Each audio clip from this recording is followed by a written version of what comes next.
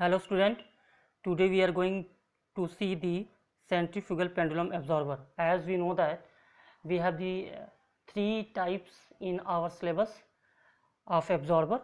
First one, undamped dynamic vibration absorber. Sorry. Second one is our torsional vibration absorber, and third one is our centrifugal pendulum absorber. Among them we have already seen that of the two, and now the last one is our centrifugal pendulum absorber. So we are seeing that in a rotating system such than an automobile engine, the existing torque are proportional to the rotational speed, which can vary over a wide range. What it means? It means that if a machine is rotating, then the existing torque are proportional to the rotational speed of the system, which can vary over a wide range. Thus, for absorber to be effective, its natural frequencies must also be proportional to the speed. It means that if a main system is rotating with angular velocity omega, then the natural frequency of the system is proportional to this angular speed. When we can say that if omega is vary, then natural frequency of the system also vary, so there is no chance of failure of a system. Now we are talking about the characteristics. So the characteristics of centrifugal pendulum are ideally suited for this purpose, because we will prove here omega and proportional to the omega. Now the construction of this system is a pendulum of small length is attached the rotating system. So the centrifugal pendulum absorber consists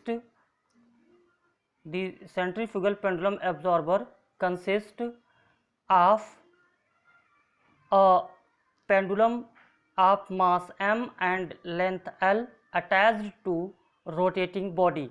The pendulum bob is subjected to a centrifugal force in the radial direction. It means that by the figure we can see also, but here it explains that length of L and mass of m bob attached to the main system. So a centrifugal force is subjected on the bob, which is act radially in direction. Now come to the our equation of motion as well as the derivation. So first of all see the figure, then we can conclude each and everything. Here a rotating object, this is the rotating object in which a length L and mass m bob attached to this rotating object. It will rotate at the angular velocity of omega. Okay, so if you are taking the radius of r of main system, then the our bob which have the length L is, suppose that, initiated from this position to this position, and from taking from initial position to this final position point B, it will take an angle of theta. So we can calculate the centrifugal force on the bob. Now let us consider a triangle OAB, which is shown in this figure, OAB, in which r is the radius. So if the angle of OBA is alpha, then we can say that this angle is alpha. Now a centrifugal force which is act radial in direction mr omega square, and this mr omega square has a two component. The first component is our mr omega square cos alpha, which is here, and the second component is the mr omega square sin alpha, which is act here. Clear? If this is the direction of theta, then the inertia direction is just opposite, I theta double dot. So I theta double dot, and we have also seen that this the mr omega square sin alpha. The both direction is the same in the direction of clockwise. Now if you are considering the equation of motion, then we will use the inertia I theta double dot as well as torque mr omega square sin alpha. So mr omega square sin alpha is the force and we need a perpendicular distance. So if you can see that this is the perpendicular distance and which is nothing but that is the length of our bob. So by multiplying mr omega square sin alpha into L, we will get the torque. So or we can say in moment we can use the equation of motion like I theta double dot plus mr omega square sin alpha into L, sorry, that is equal to the 0. This is the equation of motion we are getting from this figure. Now I, that is the moment of inertia of the bob, that is ml square theta double dot plus mr omega square L sin alpha is equal to 0, or we can write theta double dot plus r by L omega square sin alpha is equal to 0. This is our equation first. Now by the use of triangle OAB, we can apply the sine rule. So r upon sine pi minus theta means what? This is theta. So this angle is angle OAB. Angle OAB is nothing but the pi minus theta. Pi minus theta. So we will use here pi minus theta. So r means side upon sine of front angle. So front angle OAB is nothing but pi minus theta. So r upon sine pi minus theta is equal to capital R OA, and this front angle is the alpha. So capital R upon sine alpha. Now sine pi minus theta, that is sine theta. So we can say that r sine theta is equal to r sine alpha. So r sine theta is equal to r sine alpha. We can put in this equation, we will get theta double dot plus r by L omega square theta is equal to 0, or we can write the natural frequency omega n is equal to under root r by L omega square, in which r by L radius, this is the rotating element radius, and length, that is the bob length. So r and L are constant, so omega n proportional to the omega. By this we can conclude that if the angular velocity of our main system is vary, then the natural frequency of system also vary. So there is no any chances to failure of the system, or we can say that there is no any possibilities for occurrence of the resonance. So this is the centrifugal pendulum absorber.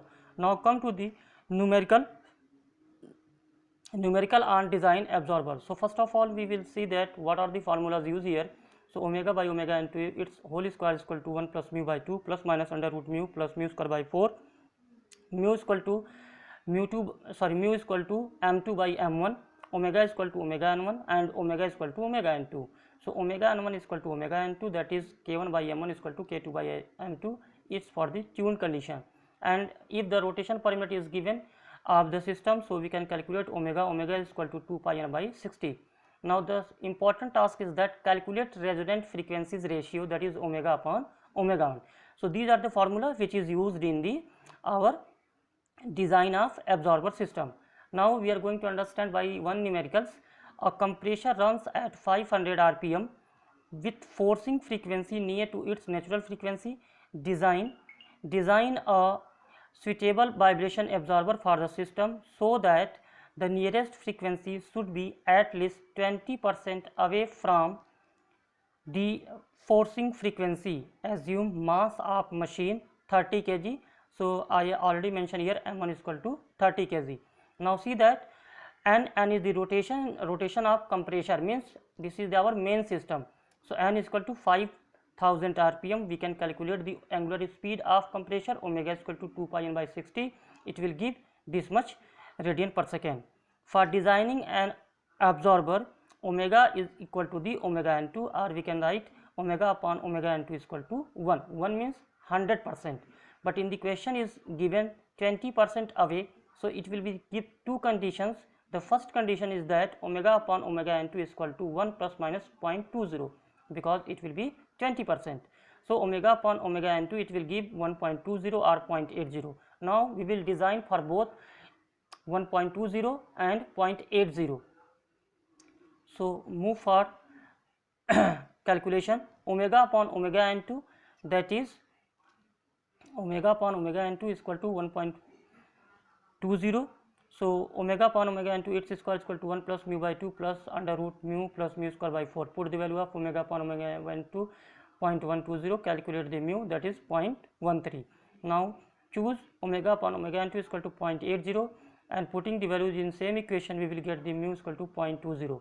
For design, choose maximum value of mu. So mu we will get at omega upon omega n2 is equal to 0.80. So mu is equal to 0.20. Now we have already know that mu is equal to m2 by m1, so we can calculate m2 is equal to 6 kg. I already know that omega is equal to omega n1, and that is equal to under root k1 by m1, and that is equal to the k1 by 30. So k1 is equal to 821.22 kilonewton per meter, and similarly omega is equal to omega n2. By this we can calculate k2. So k2 is equal to 1643.2 kilonewton per meter. Now if a question asks for the torsional absorber, so the same concept is used here also, by which we can implement like omega upon omega n2 its square is equal to 1 plus mu by 2 plus under root mu plus mu square by 4, and omega is equal to the omega n1, and that is also equal to the omega n2, and mu is equal to I2 upon I1, and omega n1 is equal to under root kt1 upon I1, and omega n2 is equal to under root kt upon I2, and the concept for the solving of question is the same as explained above. Thank you.